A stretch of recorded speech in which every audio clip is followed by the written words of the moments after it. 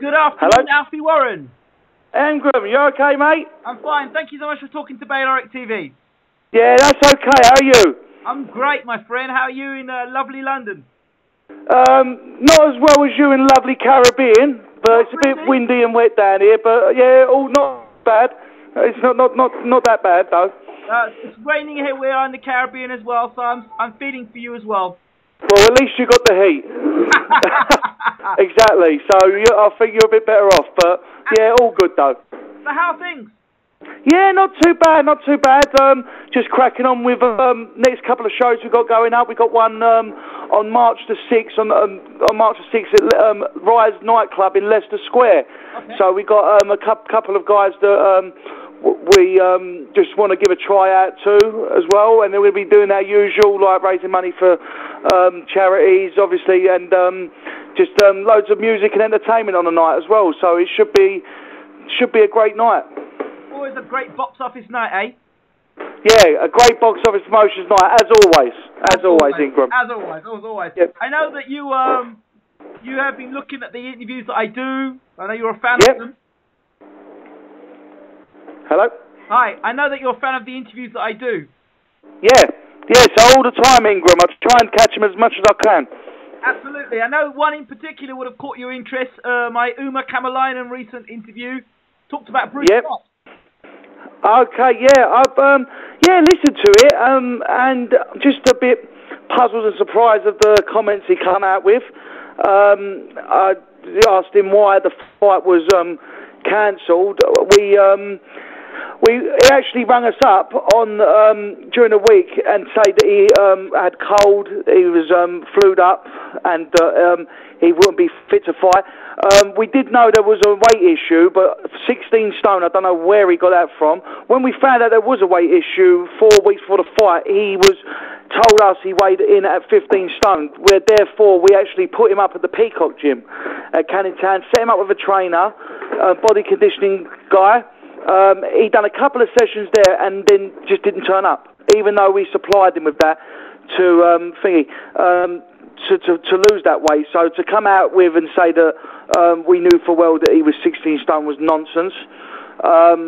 What happened was as well, he didn't turn up the day. When we phoned him to ask for his whereabouts, we actually he actually told us that he was very, very poorly. That he couldn't make training as well. So where we knew there was a weight issue and he was poorly, we both mutually agreed to call the fight off because he wouldn't have been 100%, and that wouldn't have been fair to both the fighters, Bruce Scott as well.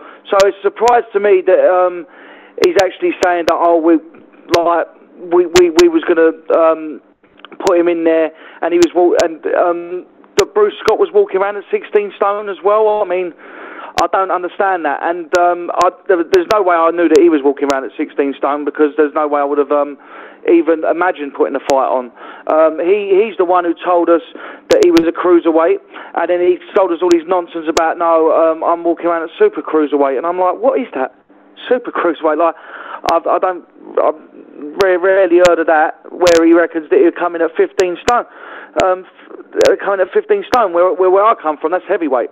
Right. That's where I come from, it's heavyweight.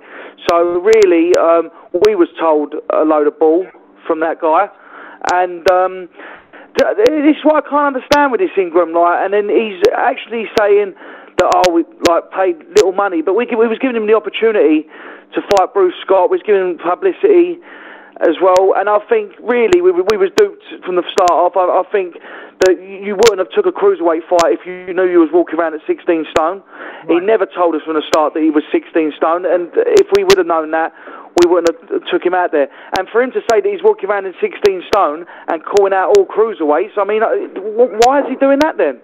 Because he's not going to get down to cruiserweight if he's at 16 stone. Why not call out heavyweights? So I don't know where this has all come from, so I just wanted to clear that up now. That we done our utmost best to climatise Umar. We set him up at a top gym, the Peacock gym, top trainers, and at the end of the day, he didn't take our offer, and I mean, he's the one that was filling us with cock and ball stories. We give him the opportunity to fight. He was saying about that. So, really, we didn't get nothing in return from him. So, I mean, that's where the situation is now. Anyway, but I wanted to tell my side, really, Ingram. Obviously. Great stuff. I mean, listen. There's always one side. There's three sides to the story: your side, their side, and the truth. All right? Exactly. Well, that one is definitely the truth, Ingram, anyway. So I don't know where this guy's got it from. You know, he's the one that we pulled out. I mean, he was saying, oh, yes, I'll definitely make the weight. I'll definitely make the weight. And then when he said he was poorly, we all sat down, me, Paul, and the boys sat down, all had a conference call round him, and we both both parties mutually decided to call the fight off as soon as we could. So that was down to sickness, really, and really he didn't get nothing in return from us. I hear him saying about promoters. They want this, they want ticket sellers, But the thing is, he's not a young prospect, this guy, and he talks about how popular he is. He talks about what a big fan base he's got and all that. And then do you know what? Some promoters do want ticket sellers on their shows. We do want ticket sellers on their shows. But the thing about it is, we actually did not say to Umar, you've got to sell these amount of tickets. We give him a purse. We give him one purse to fight Bruce Scott because we thought he was up for it. So there was no deal with him to say, oh, if you don't sell tickets, you don't fight. That was the deal. And I'll tell you what, he wouldn't have got a better deal anywhere else, right? It probably wasn't a big load of money, but he was fighting in a 3-round fight, let's not forget. He was fighting in a 3-round fight. So, I mean, he would, honestly, the amount of money that we offered him, I'd like to see him go somewhere else and get that amount of money for fighting 3 rounds, because he would not be able to get it. And as for, I'm just going back to my point, calling out other cruiserweights, this guy, why don't he just admit that he's heavyweight? He can't shift the weight. And do you know what? I'm not knocking him, because I've seen him in the gym. I've seen him. He sparred with oppositions. He's not a bad fighter. He's not a bad fighter, but I can see where he probably is. Maybe. I mean, I don't know this. Maybe why he's falling out of other promoters, because he's probably done the same thing as us and fed him a cock and ball story. At the end of the day, I think that Umar had no intention of getting down to the cruiserweight limit. I think he had no intention of probably even fighting Bruce. As a matter of fact, I think that maybe that he just wanted publicity off our back, and that's what I really. And for him to accuse us of not doing anything for him, and for us saying that we lied and we knew about everything from the start off, is absolute nonsense. And I just wanted to clear that up right now. So that probably wouldn't look good for your promotions. Well, exactly. That's why I knew I had to come and clear this up with you straight away, Ingram, because we do not deal with things like that. Umar, I mean, you can ask any other person who has fought on our shows, and we do everything by the T, honestly. And I'll tell you something about the weight things. Every single fighter who we've matched up has only ever come in mostly 3 pound, like within each other. Really, the way, I mean, we do everything to a T. We've got good reviews. There's not one person who I can say who has worked with us who would ever have any bad words say against us. But I mean, I don't know what the guy's problem is anyway. Maybe he's bitter or whatever, because no people are taking an interest in him. But put the work in. We give him a chance to put the work in. We set him up with some great people for him to put the work in. If you don't put the work in and you don't show dedication, you're not going to get nowhere. So you're not going to live off of your past. If you're a great boxer then, a great amateur fighter then, or whatever, you're not going to live off your past. If you want to be where you are now, you've got to put the work in and show people that you're dedicated. And to be honest with you, when he worked with us, he didn't show any sign that he was dedicated to this fight whatsoever. So until he does that, I don't think I can see any promoter or anyone going to be interested in this guy. Question: there's a few things he's brought up and a few questions I've got to throw it directly at him. Fine. He's talked about contracts and promoters and him being Finnish, and the fact that he now lives in the UK and the Boxing Board of Control won't give him a license and all these different things. From your side, obviously you've had a closer dealing with him on a professional level. Did you have to overcome any issues with that?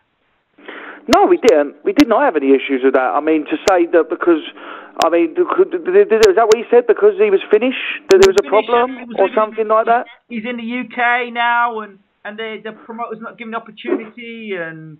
Well, that's complete nonsense, because I know loads of British promoters who sign loads of foreign fighters. So I can't see how that could even become an issue at all. I don't think... It just goes back to what I'm saying. I mean, he can throw all the excuses under the sun that he can throw. At the end of the day, I know, he knows deep down, and a lot of people know who probably have dealt with him before, that you've got to be dedicated to this game. You've got to do this. And I'm not being funny, I don't think he's had any better chances with, any chances whatsoever, better chances of like fulfilling what he has done with us, really. Because, honestly, I mean, to provide him with a top trainer to get himself ready for a huge fight with Bruce Scott, which, when we announced, had a load of interest about it, and we was absolutely gutted when that was thing. Bruce Scott was absolutely gutted. I mean, we all felt cheated, really. And I mean, he obviously, because he at the end of the day said that he was ill, and that's why he didn't turn up to the Peacock for training. We paid for his training, we provided everything for him, and we still didn't get nothing in return. So, but that's where we were. It wasn't about the weight. Obviously, we had issues with him getting down to the weight where he said he was 15 stone, so he had to lose half a stone within 4 weeks, which was a tough ask. We actually went to Bruce. He didn't even have to lose that much, because he actually said he would fight him a little bit over the cruiserweight limit, so that was not a problem, which he knew that. So, I mean, what else more can you do for someone? Unless they're going to be straight up with you and tell you these sort of things, you can't do nothing. I mean, for the fact to say that he was walking around at 16 stone, why, if you're walking around at 16 stone, would you take a fight at cruiserweight? Why would you do it? You wouldn't do it. Not one person in the world could do that. It was all for the back of publicity, probably just to get his name out. So, I mean, I'm not being funny. If he's not going to show the dedication, like I just said, like I keep saying, not going to show the dedication, why should people bother with him? Okay, so, you've seen him up close as a pro. We've not seen him up close as a pro or in the pro gyms. How good is he? I mean, he's talking about the stuff he's done in sparring and stuff. Have you watched him up close train? Well, I'll tell you something. For his size, he's a very, very fast mover, right. Very fast hands. He's got great movement. He's got fairly good technique. To say that he could compete with guys like, I spoke to before, like Tony Conquest or even Tony Conquest or Wilo Camacho and all those guys.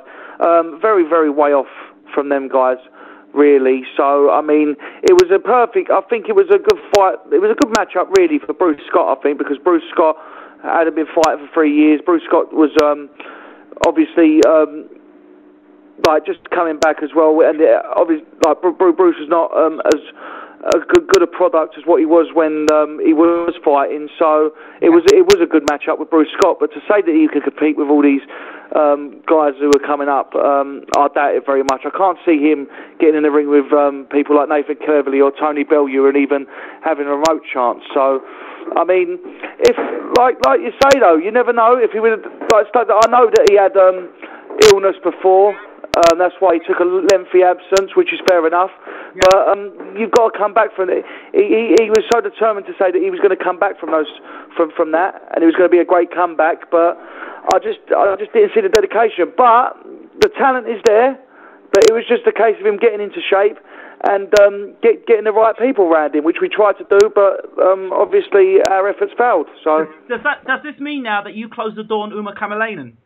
Well, I'm not being. Yeah, I can't see. I wouldn't do business with someone who would actually bath us really like that. I mean, because to be honest with you, it's very disappointing because we did try a hell of a lot to acclimatise Umar for this fight as well. We did try and help him out an awful lot. Obviously, he's saying it was rubbish money, but like I said before, find me someone else who's going to pay him that amount of money, not selling a ticket. Pay him one purse for a free rounder. I don't think you're going to get many people who are going to do that. Even in the pro ranks, if he went into the pro ranks and had a 4-rounder, I don't think he would have got paid as much as what we offered him. So where like the guy, I don't know what he expects to do. Does he expect to just go straight in and start earning money? No, you got to prove that you're worth. You got to prove your worth to promoters. I don't know what he's expected. Does he want a big contract or something? Like, it don't work like that, and he should know that as well. So all this stuff coming out, but to be honest with you, it is a shame. I've got nothing against the guy personally at all. I don't think he's a bad fella, but yeah, business-wise, after this, I don't think I would be doing business with him, no. The other thing that was mentioned as well, or not even in that particular interview, was his faith, being a Muslim. Has that got anything to do with it as well?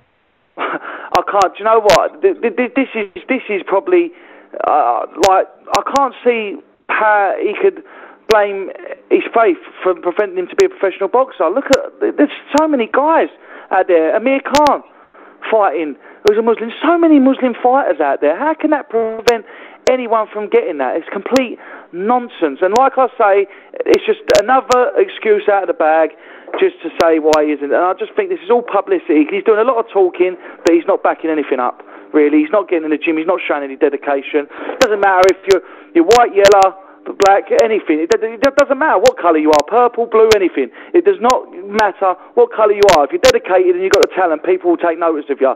And people are not going to take notice of you making every excuse under the sun, because I'll tell you something, people are not going to want to work with you. People are not going to want to work with people like that who are going to make excuses over the sun. So to actually put his faith, like saying like the faith of Islam is an excuse for him not to be. I think that's in pretty poor taste, really, of him to even say something like that, because a lot of guys from that faith are getting on very well in the boxing industry as well. And he knows that, so I think that's in pretty poor taste that he'd actually come out with something like that. So he also made a statement about Eddie Hearn, saying Eddie Hearn was like a redneck, a racist, so basically he didn't really care about anybody that was British. That was another thing he made. I can't understand where this guy gets it from. Anyone who's non-British, I really, really can't understand. He is a British boxing promoter. Of course, if there's going to be some guy from overseas who he catches his eye, he'll sign him. Frank Warren signed, foreign fighters, and Eddie Hearn has signed foreign fighters before.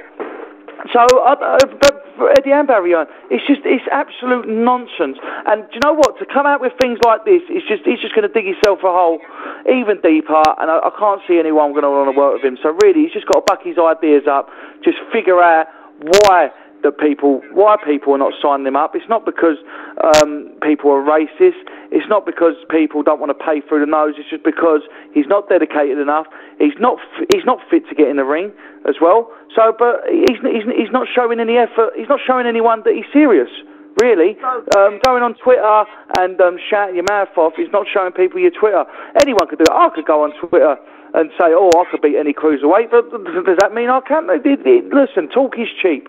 Talk is cheap, and exactly what he did. That's all he did with us, was just talk.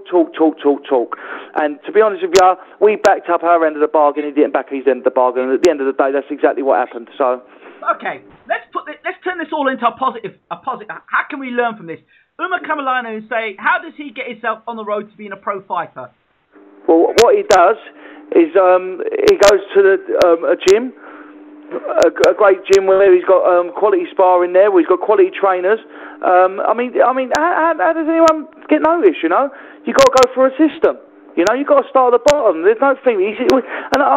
Let's be honest, Ingram. He had 5 amateur fights. Come on, he might have been.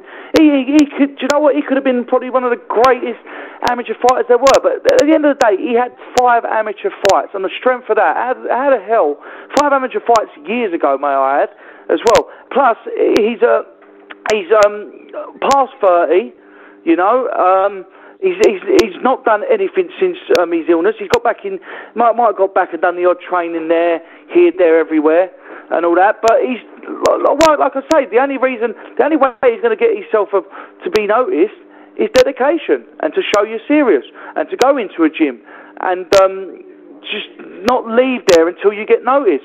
Go there, put the work in as well. Make those people notice you. Make exactly what every single boxer in this country does, who wants to get ahead, who wants to be professional. They live, breathe, and eat the sport. That's exactly why they get ahead, and that's exactly why they get noticed. And to be honest with you, if you don't do that, you're not going to get noticed. So my advice to him is to follow every single boxer, not just in this country, every single boxer in the world who wants to get places, because there's been guys that have come from nothing, and they've not give up until they've realised their dream as well. They've not sat down, they've not listened on, they've not sat down on keyboards on Twitter and slagged every single person off in the sun and made excuses and blame everyone in the world why they're not a professional fighter. The only person he's got to blame for not being a professional fighter is himself. So show a bit of dedication, Umar, and you might get ahead. So that's my advice to him. So there's nothing stopping him from claiming a British Boxing Board of Control licence to box in this country? Nothing at all. Not one thing. If a professional promoter takes a liking to him, if Eddie Hearn or Frank Warren or someone takes a liking to him, they'll go to the Board of Control and they'll grant him a licence on the strength that he's good enough. You've got to show that you're good enough. You can't just walk in there and just expect people to hand out licences and then start making every excuse under the sun why they're not giving you that licence. Absolutely ridiculous. You can't. And on the strength of 5 amateur fights, do you know what? Sorry, not 5 amateur fights, 5 professional fights. Sorry, that's a mix-up from one. He had 5 professional fights, didn't he? Yeah. And he won the amateur championship. Sorry, I've got this all mixed up here. No, he had 5 professional fights years ago. But even on the strength of that, he's had a long absence. And they're not noted professional fights, really. I mean, he goes, I'm very, very popular.